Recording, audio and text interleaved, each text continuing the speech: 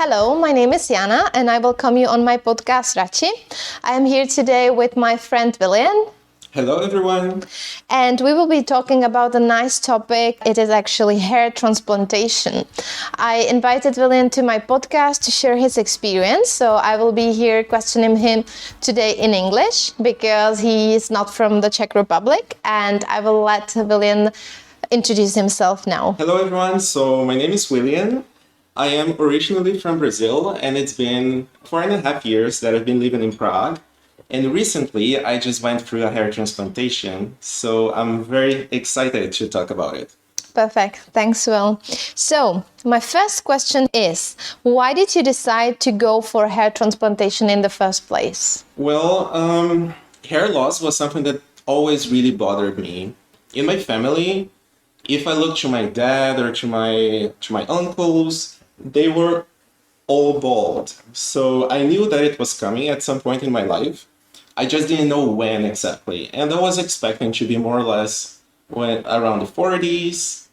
However, it came much sooner than I expected. So I remember that in the age of 22, it was the first time that I realized some hair loss. But only when I was already living in Prague, so I was around 25, that I started searching for treatments and even searching for hair transplantation.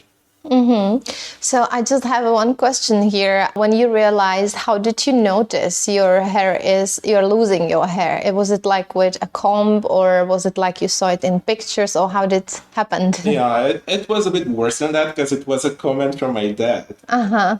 So I took a picture for a document and in this picture, it was visible that I had a bit less hair than before and you could even see a little bit of the scalp. It was not that much. However, my dad looked at the picture and he was like, I can see you're gonna get bald just like me. Okay. I see. Yes. Not very pleasant. Exactly. So I was here in the Czech Republic and I decided to look for hair transplantation. I did some research. I went to 2 clinics and that was in 2019. And I was not very confident to go through the hair transplantation here because the clinics and the doctors that I spoke with, they were using this old method where you basically cut part of your of the back of your hair, of the back of your head, and it leaves a scar, and it's a very outdated type of hair transplantation. And later on, I found out that it's even more expensive than the one that I actually did. So in that moment, I did my first research.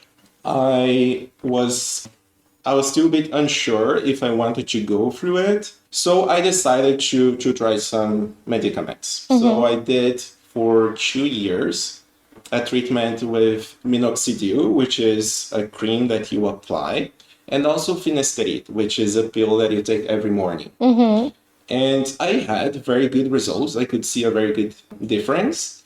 However, last year, which was 2022, I lost my dad and I went through a moment where I was emotionally very down. And I realized that with this, I lost a lot of hair. So I was a bit disappointed because I had so much investment for 2 years, in terms of time, of money, and energy. Because, applying something every night before going to bed, it's really time consuming and it is really an investment.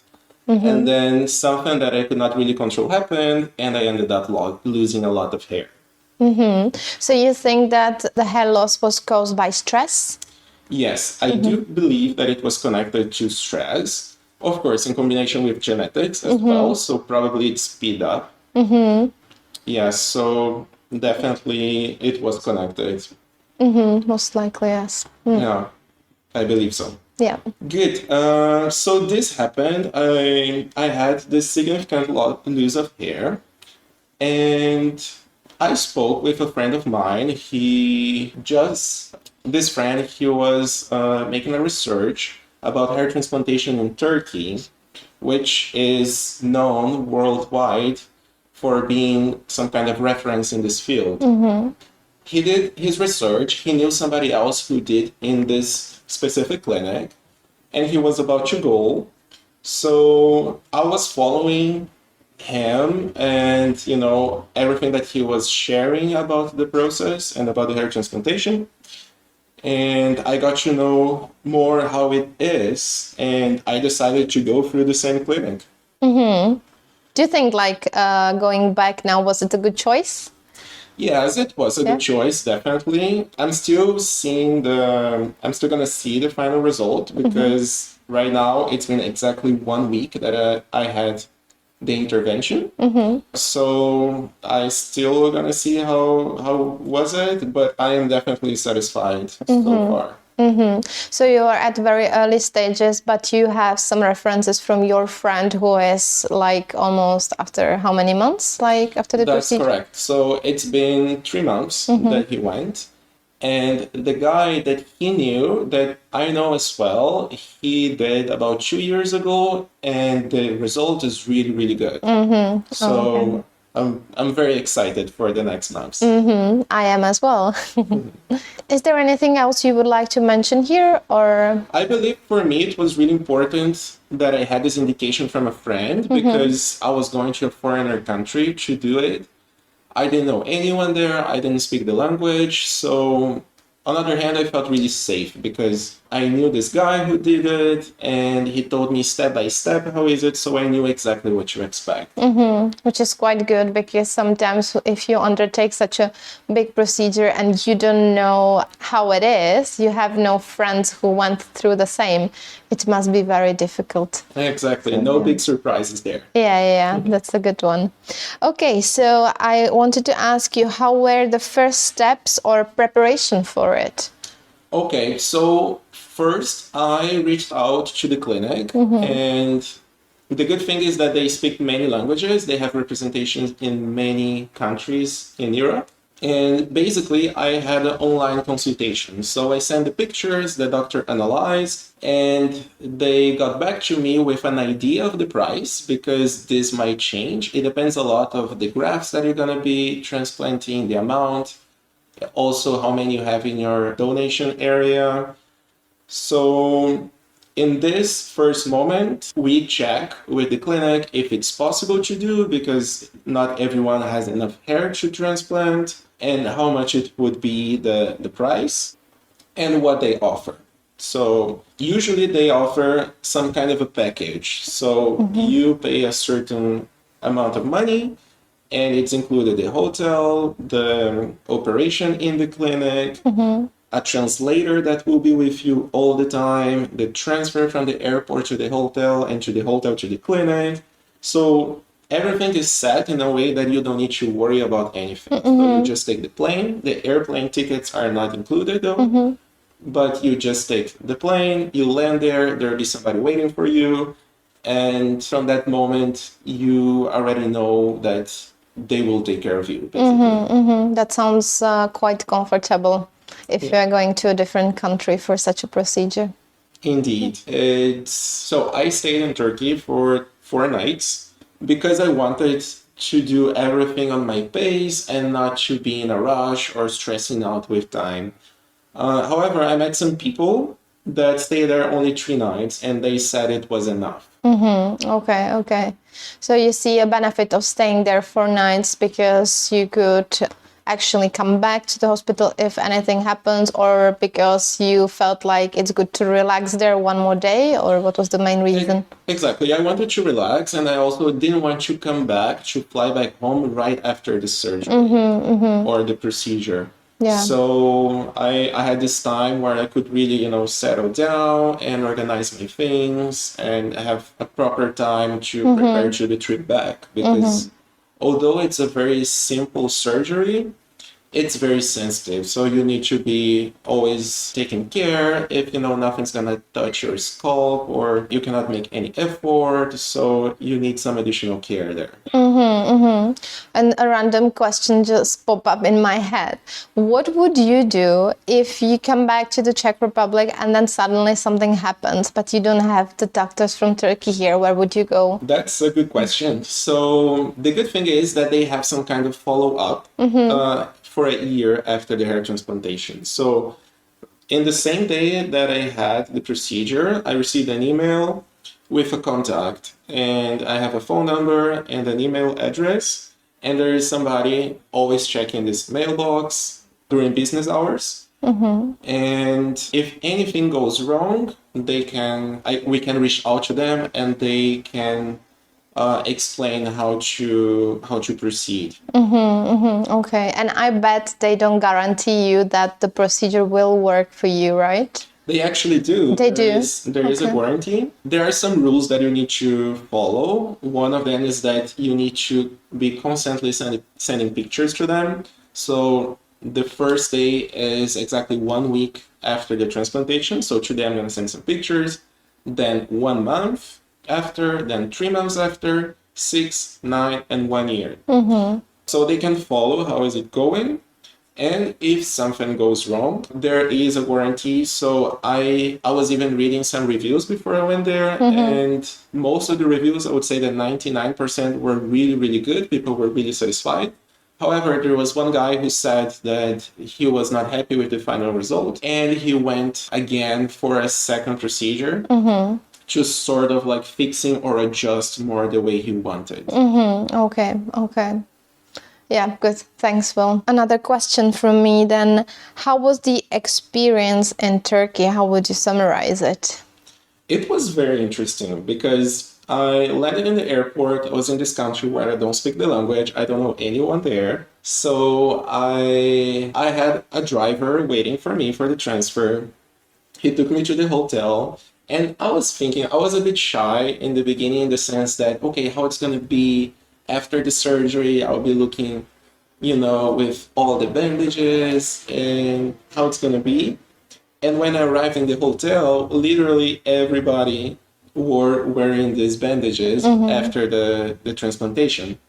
So in the first breakfast, I saw at least 60 guys that just had the surgery. And the experience itself was very, very interesting because I felt that everything was very well thought. So you arrive there, you have somebody that will take you from point A to point B. In the clinic, there will be a translator with you all the time to make sure you can communicate. So even if you don't speak English, you feel comfortable there. In the first day, we went for this blood test that we usually do. And right after, I had the consultation with the doctor. So it was a huge clinic, really, really beautiful, really modern. I was really impressed. And there were people speaking all the languages there. It was really impressive how organized they are and how customer service oriented they are.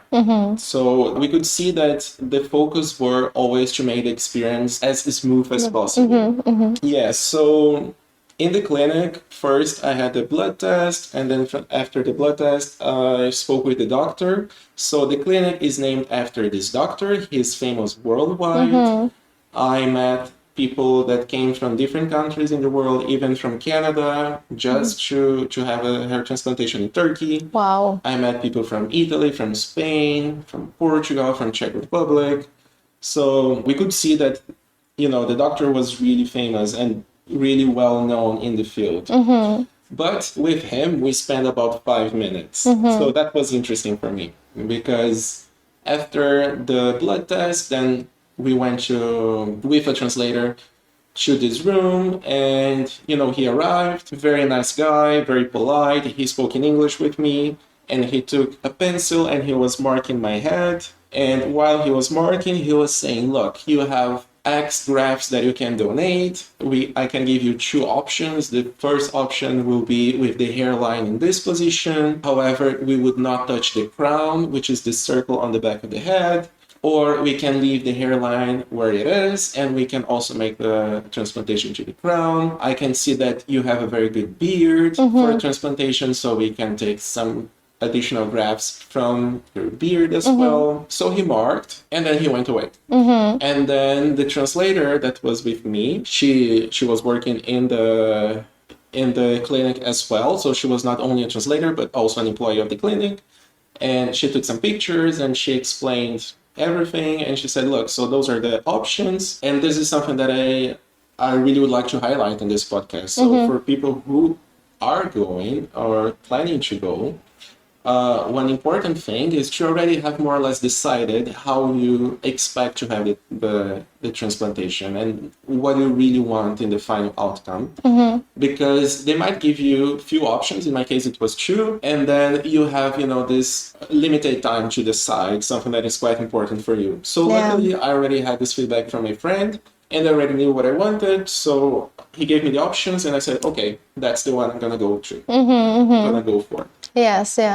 So it must be very difficult for people who don't know to decide such a thing in a fast way, right? Exactly. In that moment. Yeah. Exactly. And did they draw a line on your forehead, or how did they do it? Yes, it was actually with this makeup pencil. So they marked the area to be transplanted, and they also marked the area that will be donating the graft. Okay. So the hair that you donated to yourself, actually, will they grow from your beard, or do you know? That's a good question. I'm not really sure, but I believe it will. It will, yeah. They probably do it in a way that it's not visible, so they must be very smart about it. Yes, exactly. And I also realized that after the transplantation, there is never a part of my head that it was completely without hair. So they are taken from spots, leaving some hair in between. Yeah, it makes sense. Good. So that was the first day. Then they also, in the clinic, they offer additional procedures. Like, for example, if you want to make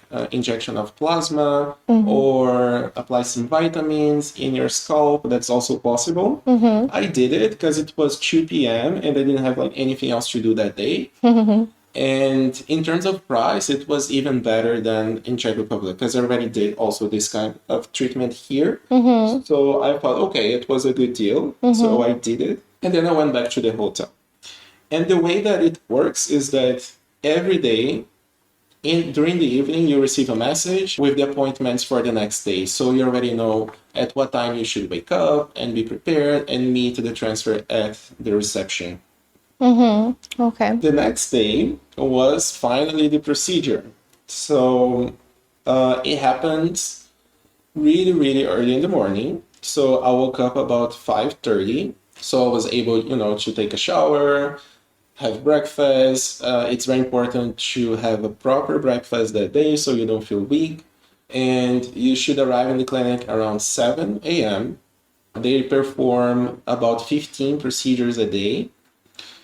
And first thing that they do when we arrive, we are asked to, sign some documents, and we take a Xanax to relax a bit and to be prepared for the procedure. Then we go to a room where they wash your hair once again, because I already did in the hotel before going to the surgery. So they wash your hair and they cut, but they cut only the edges where the hair is going to be transplanted. So for some time you have a very funny haircut because the top is not yet cut. So they cut the edges and we go to the operation room. There were about 6 or 8 people, I don't remember exactly. They were all women. And I'm not sure if I was lucky, but I really felt that they really cared about me there, So I really felt this human touch that, they were always asking if I was okay, if I understood what they were saying. Everything was, prepared for me. So I felt really welcome there. And that was very important because I really felt that they were taking care of me. When I got there, first thing that they did, so they designed the lines again, checking the pictures of the doctor who did it in the previous day. Then there was another doctor that arrived just to confirm that, okay, so that's exactly what it is supposed to be. We can go for it. And then I lay down in this bed that it's similar to this massage bed. I was with my belly up, so I lay down on my back. Then they applied some sedative, which gave me a fun effect because my head was spinning for about 5 minutes. And during these 5 minutes, they applied the local anesthesia. So this part hurts a bit because, it's a needle in your skull. And then they start with the extraction of the hair to be transplanted. So they come with a machine that is reminded me the noise. I didn't really see it because it happened on the back of my head, but it reminded me this machine from the dentist with a little ingie. So it made that funny noise, and it was basically taking out the grafts on the back of my head. And so they applied anesthesia and then they removed. And one thing that it's important to highlight is that there are two types of hair transplantation. One that is called FUE, and the other one is called DHI. So I did this DHI, which is the most modern. However, the extraction is always the same. It doesn't matter the method. And I will get back to the HI method a bit later. So they extracted from the back of the head, and then they applied anesthesia on my neck to remove from the beard. It's always, in the neck part, so they don't really touch your face. And then they removed from the beard as well. It was kind of bloody, and I was, if I didn't want to see the blood, I was not going to, but I was very curious to see how it was. So I was, paying attention to this. But if you are a person who is sensitive to blood, you can not see it. They extracted the hair from my neck, and this was more or less already half of the surgery. Overall, it was 8 hours. I was awake almost the whole time. I slept for about 40 minutes. And then we had a little break for a snack, so I had a small sandwich. I could not move properly. It was, in terms of pain, in this first stage, I had pain when they were applying the local anesthesia. And I also had pain in some places where the anesthesia were not active. So every now and then, usually I wouldn't feel anything. However, out of nowhere, bam, something would stick me. And I just asked them to apply some more anesthesia. So I have a question here. What was the pain? And I know that you will explain also the other part, but out of 1 to 10, what was the pain? Can you describe? It was a 10. 10, yeah. It was a 10, however, it was fast.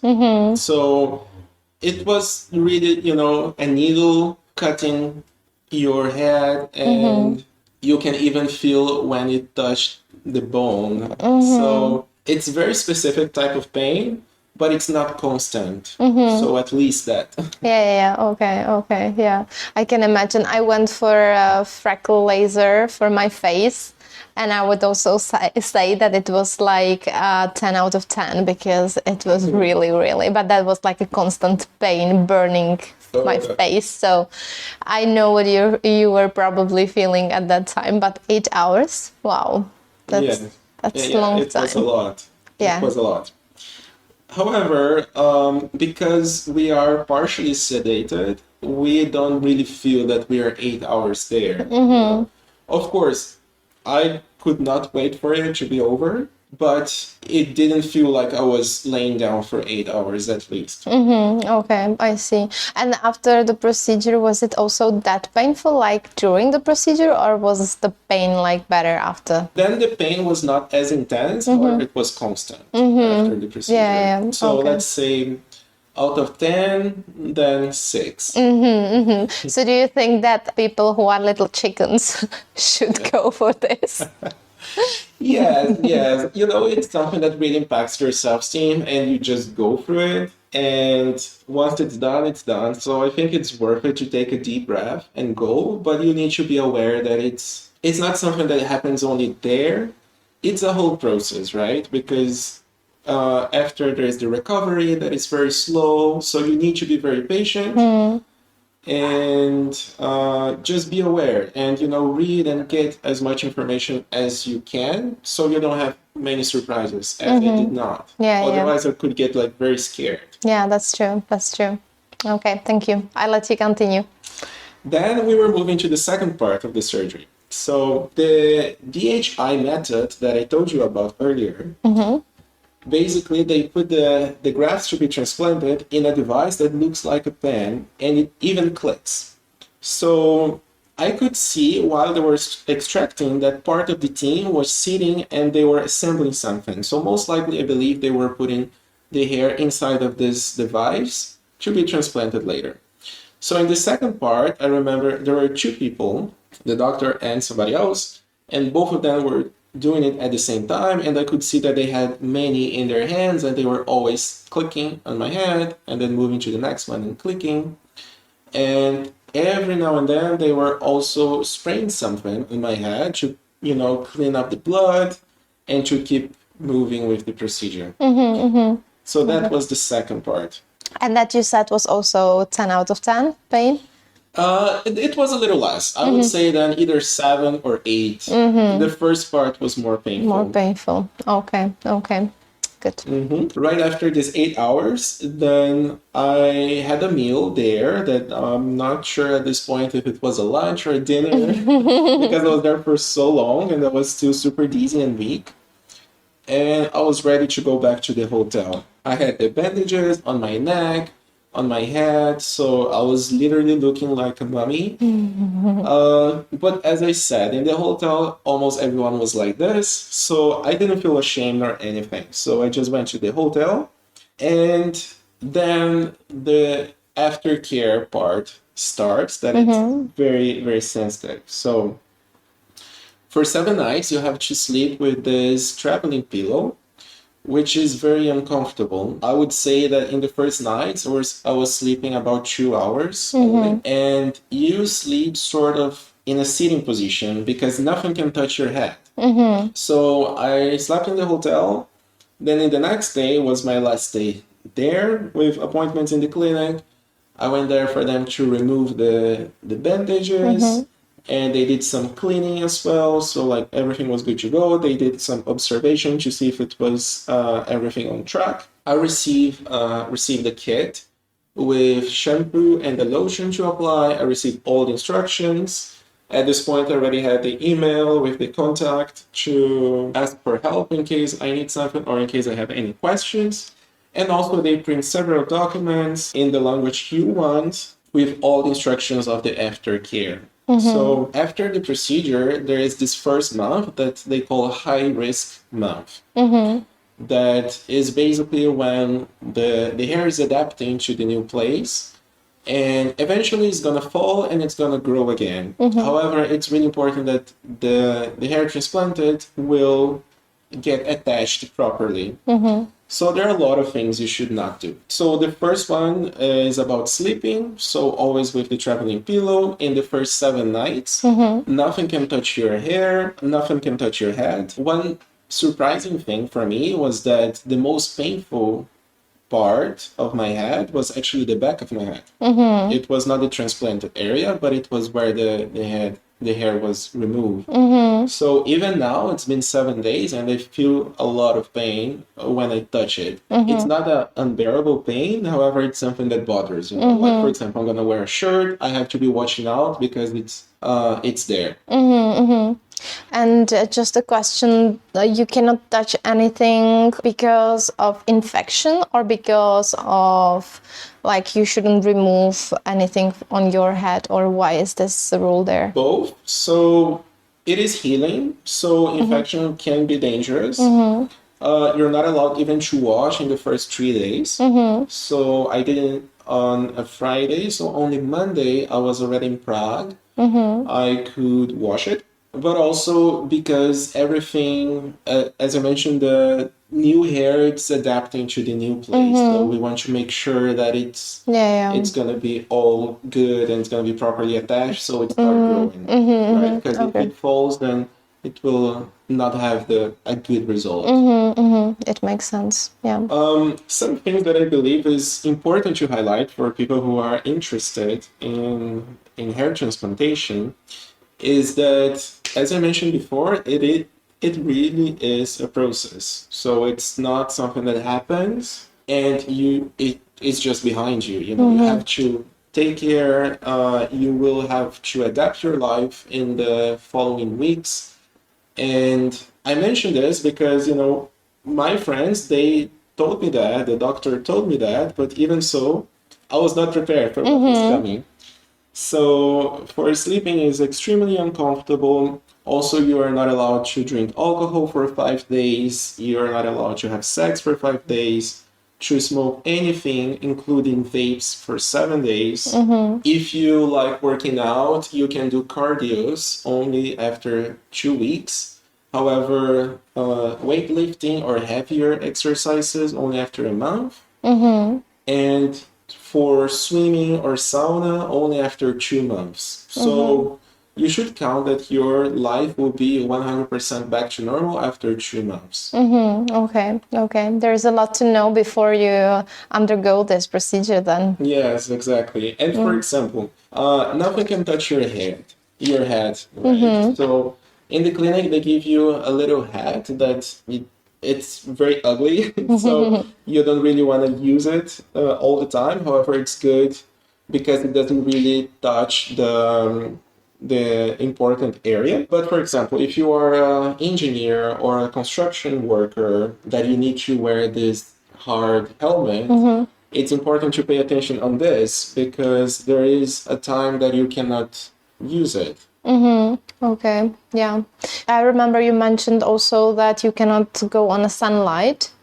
You would recommend to go for this like during winter.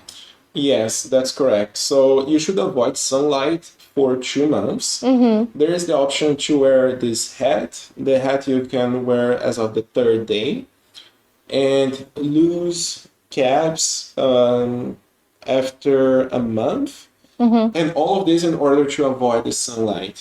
So definitely I would recommend doing it during winter because then it's much easier for the recovery and you know I think it's much worse if you need to stay at home and the sun is bright outside and you want to enjoy this beautiful day, but you just cannot. Yes, I agree with you. But whatever, you have done it in spring. So you just have to go further because I think you have a big motivation. It's something you wanted to do for a long time. So for you, no matter how beautiful the days are outside, you just will go through it and you will just wait for the time you can go outside and take the sun. Exactly. I'm looking forward to it. Yes. Okay, well, thank you very much. If there is anything else you would like to add as the last thing, or we're good, then we will follow up maybe together like after a few months to see how you feel, how is everything. And if you guys want to know any other details, feel free to contact Willian on We're in Prague Instagram. I will detail everything in the podcast info. So you can check out Willian's and mine Instagram in case you have some questions. And yeah, we will reconnect together with Willian after a few months to see how he's doing. Exactly. Thank you very much. Thank you for having me. It was a pleasure to share all of this with you. Thank you, Will. Bye, guys. Bye-bye.